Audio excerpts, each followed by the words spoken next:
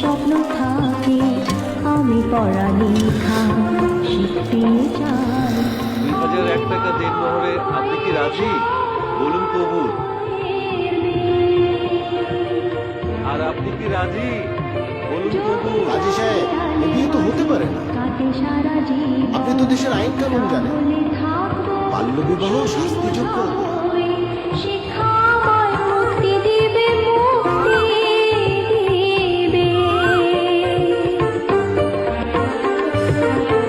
আমি তো কালকের খুশিয়ার আশা, আমারও তো স্বাদ আছে, আছে অভিলাষা।